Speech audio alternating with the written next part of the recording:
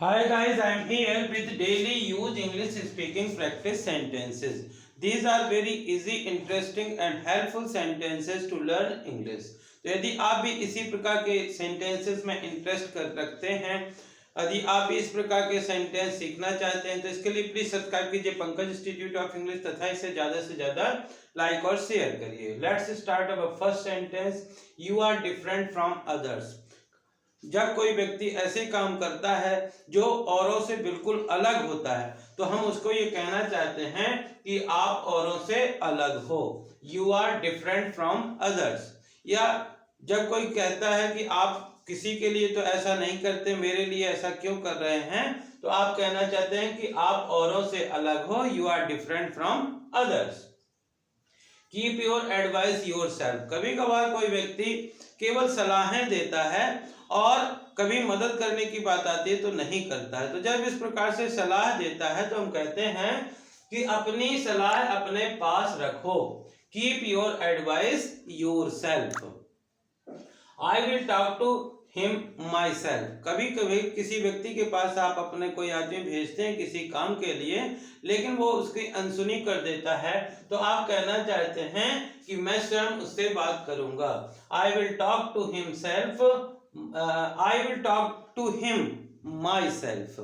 इस प्रकार से take this thing of your mouth. Take this thing out of your mind. Take this thing out of your mind.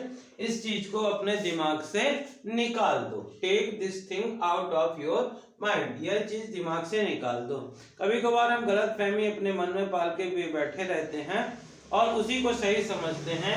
तो यदि कोई कहना चाहता है कि इस चीज को दिमाग से निकाल दो, take this thing out of your mind.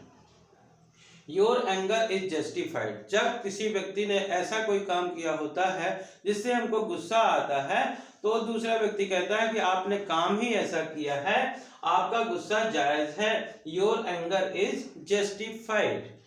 I found your point interesting. जब किसी की बात हमको मजेदार लगती है, इंटरेस्टिंग लगती है, रोचक लगती है, और यदि हम कहना चाहते हैं कि मुझे आपकी बात अच्छी लगी, तो इसको बोलते हैं I found your point interesting. कभी कभार किसी व्यक्ति को कोई चीज याद करने के लिए, लर्न करने के लिए हम देते हैं और उससे कहते हैं you repeat it again and again. You repeat it again and again. इसे बार बार दोहराओ। कुछ व्यक्ति होते हैं जो केवल दो प्रकार के व्यक्ति होते हैं। एक तो वो होते हैं जो सोचते बहुत हैं, करते कुछ नहीं हैं। दूसरे वो होते हैं जो करते तो हैं पर सोचते नहीं हैं। तो यदि कोई ऐसा व्यक्ति है जो सिर्फ बोलता है, करता कुछ नहीं, तो उसके लिए हम बोलते हैं he has mayor words. He has mayor words. वह केवल बात करता है, करता कुछ नहीं है। He has mayor words. वह केवल बात करता है। My happiness lies in it. कभी कभार कोई व्यक्ति बोलता है कि इससे आपको बहुत परेशानी हो रही है या इसमें आपको बहुत ज्यादा खर्च हो रहा है, आप ये क्यों करते हैं। आप कहना चाहते हैं कि मेरी खुशी इसी में है। इसको बोलेंगे my happiness lies in it. My happiness lies in it.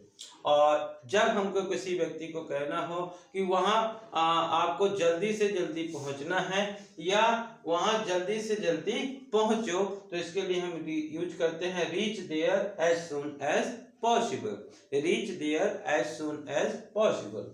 इसी प्रकार के सेंटेंसेस आपको मदद करेंगे आपको इंग्लिश सीखने में, इंग्लिश पढ़ने में, इंग्लिश बोलने में। इसी प्रकार के सेंटेंसेस के लिए please like share and subscribe Pankaj institute of English.